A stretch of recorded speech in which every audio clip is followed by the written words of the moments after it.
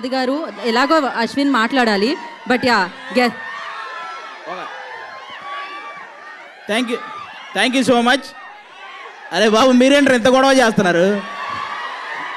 పోనీ మిమ్మల్ని ఏమన్నా అందామంటే వీళ్ళు శివం బజే అన్నారు, మనం ఏమనడానికి లేదు. అన్ని రకాల కుర్రాళ్ళు ఉన్నారు ఇక్కడ.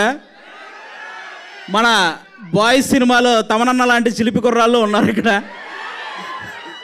అనిల్ రావిపూడి అన్న క్రియేట్ చేసే కామెడీ కంటే ఎక్కువ క్రియేట్ చేసే వాళ్ళు ఉన్నారు ఇక్కడ.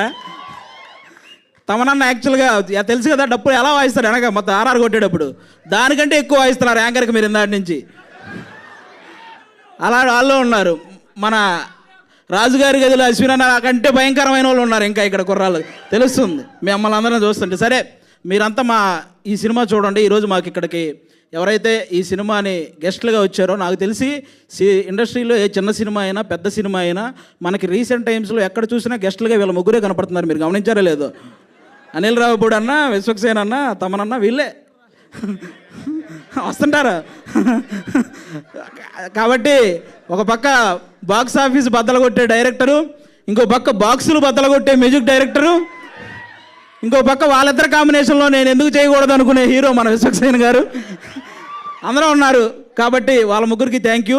మా అశ్విన్ అన్న మిమ్మల్ని అందరినీ సీసీఎల్ ద్వారా ఎంతో ఎంటర్టైన్ చేశాడు. అలాగే బేసిక్గా ఇండస్ట్రీలో హీరోల మధ్య కాంపిటీషన్ ఎక్కువ ఉంటుంది, ఒక్కొక్కరు ఒక్కో జోనర్ వెతుక్కుంటూ ఉంటారు. అలాగే అశ్విన్ అన్న కూడా తనకు ఒక జోనర్ క్రియేట్ చేసుకుని ఆయన చేస్తున్నాడు. కాబట్టి మీరందరూ ఆయన్ని ఎంకరేజ్ చేయాలని మనస్ఫూర్తిగా కోరుకుంటున్నాను.